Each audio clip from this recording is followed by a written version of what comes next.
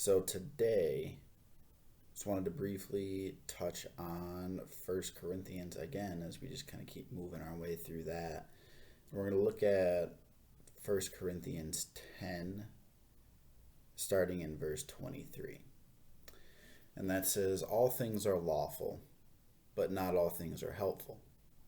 All things are lawful, but not all things build up. Let no one seek his own good, but the good of his neighbor.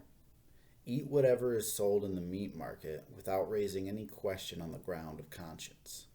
For the earth is the Lord's and the fullness thereof. And if one of the unbelievers invites you to dinner and you are disposed to go, eat whatever is set before you without raising any question on the ground of conscience. But if someone says to you, 'This has been offered in sacrifice,' then do not eat it, for the sake of the one who informed you and for the sake of conscience. I do not mean your conscience, but his. For why should my liberty be determined by someone else's conscience? If I partake with thankfulness, why am I denounced because of that for which I give thanks? So whether you eat or drink or whatever you do all to the glory of God. Give no offense to Jews or to Greeks or to the church of God, just as I try to please every one in everything I do, not seeking my own advantage, but that of many, that they may be saved." So, I think the one of the most central passage or pieces of this passage. So whether you eat or drink or whatever you do all for the glory of God, is a pretty well known passage, and that's one that's just kind of thrown out there as a good indicator to say just glorify God in everything you do. But this reading it in this way does give us some context as it's built upon what we read previously and what we looked at previously. And Paul had been teaching the church in Corinth about how some of them have been eating food sacrificed to idols. And Paul kind of responds and says, this is how you need to handle that.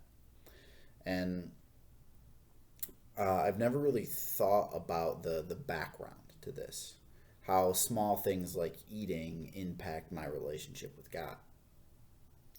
And that kind of leads me into more questions like, do I eat well and care for the body God gave me? Do I eat fair trade food and products, things that are sourced ethically and responsibly, that don't involve any kind of abuse or corruption in the making of them or gathering of them?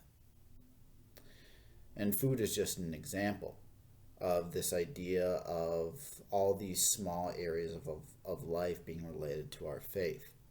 As students, do we consider the way I do my homework as part of a relationship with God?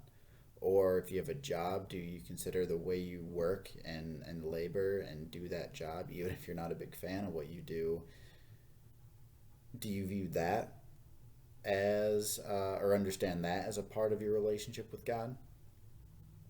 A term I've heard used in the past is seeing the world through a gospel lens. Everything in our world from A to Z should be filtered through our faith. This passage touches on the idea that we have quite a bit of freedom as Christians, even if it sometimes feels like the opposite.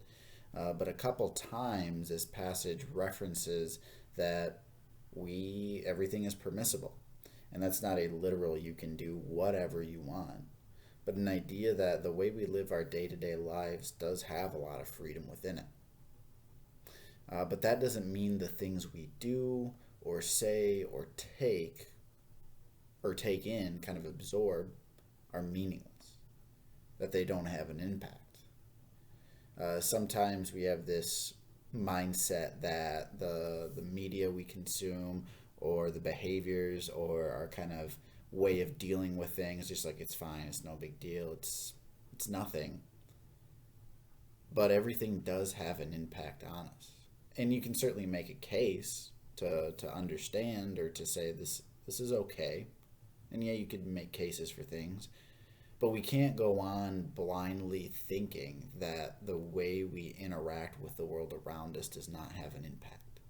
Everything has an impact, and Paul is saying, be mindful and honest about how your faith is impacted, and also how what you do impacts those around you.